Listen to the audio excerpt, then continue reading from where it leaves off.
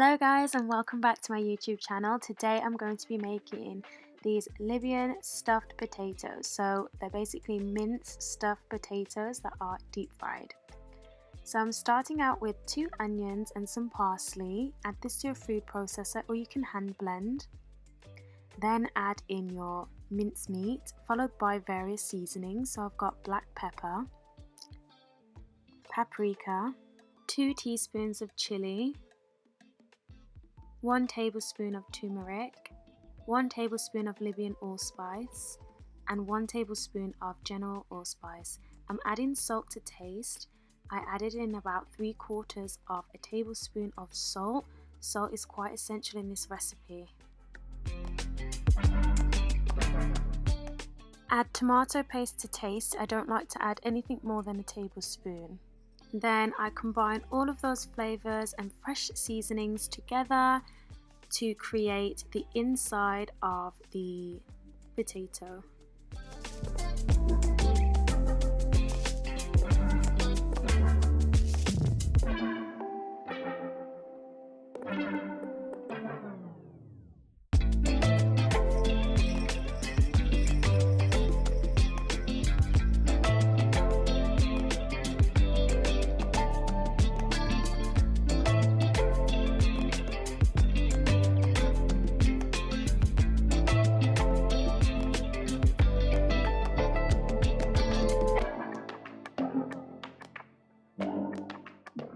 So here you can see I've got my potato slices.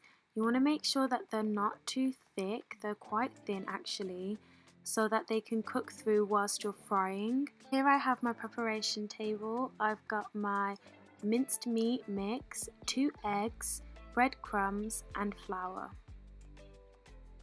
So I'm starting out with 1/2 of the potato slice. I'm adding in the mix and spreading it across, not too much close to the edge, because when I use the other half I'll kind of like press it down more, it will go closer towards the edge.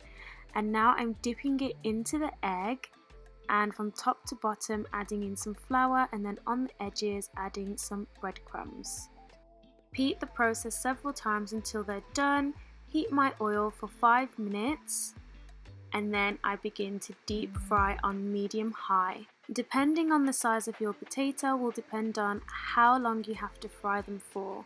So you're looking for a deep golden brown, not necessarily a light golden brown, just so that it's cooked all the way through. You'll know that you haven't cooked it for long enough by the texture of the potato.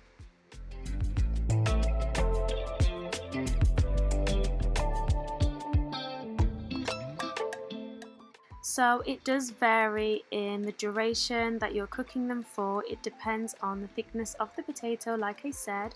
Once they have been cooked through, you can add them to some kitchen napkins or kitchen paper towels to drain the oil, and then that is the recipe completed.